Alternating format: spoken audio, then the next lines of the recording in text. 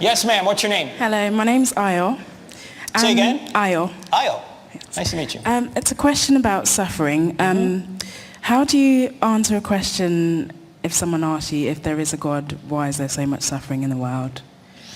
Excellent question. I had a question like that at the university, or at Michigan State University. In fact, I knew before we ever got to the Q&A that there was an atheist in the audience, because he sat for the entire 2-hour presentation like this.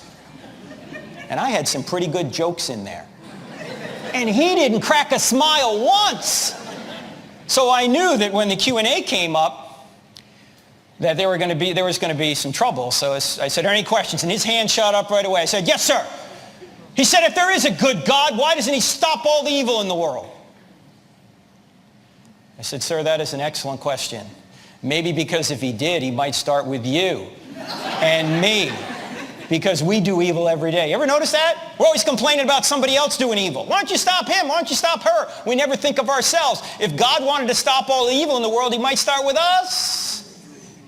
And then I said, sir, we could talk about that for semesters in here. We don't have that time. I'd rather show you a 1 minute and 46-second video that will not be a complete answer, but will give you a doorway to an answer.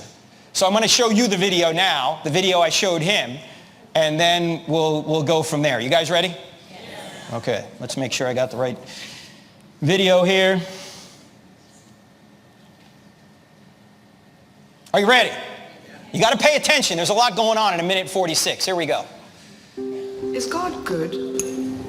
If he is, why is there suffering and evil?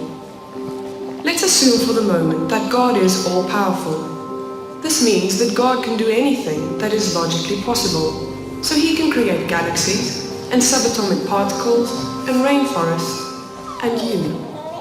But God cannot do what is logically impossible. He cannot make a square circle or a one-ended stick. So can God make a rock so big that he can't lift it? No. So what if, when God created human beings, he wanted them to be free? Freedom's a good thing, but if humans are to be free, they cannot be forced to obey God. Because freedom without choice is like a square circle. It's a logical contradiction.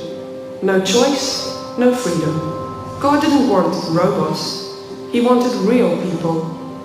The first humans endowed with the awesome power of free choice abused their freedom. The tragic consequences of their bad choice and our bad choices ripple across the world. God is responsible for the fact of freedom, but humans are responsible for their acts of freedom. But let's remember, we don't suffer alone. God will put an end to suffering and evil. And God became a man to suffer with us. God is good, and he wants real people like you to know him, but the free choice is yours.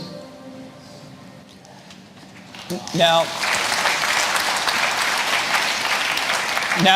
that answer only opens the door, right? It just talks about free will, because in order to have love, you got to have free will, but free will often also opens up the problem for evil. Now, I made a mistake in answering your question. Here's the mistake I made.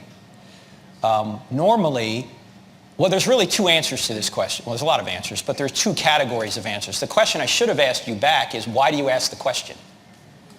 Right? Because if you're asking the question from an academic perspective, if God, why evil, this is how you answer it.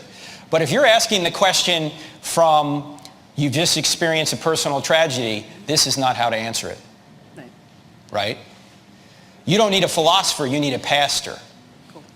So I actually just made a mistake answering that question. Because, you think, I got a good slide for this. No. Wrong answer, right? Now, hopefully, you're not going through a personal tragedy, so I just didn't insult you. No, it's fine. Okay, good. But no, because there's a pastoral answer and a philosophical answer.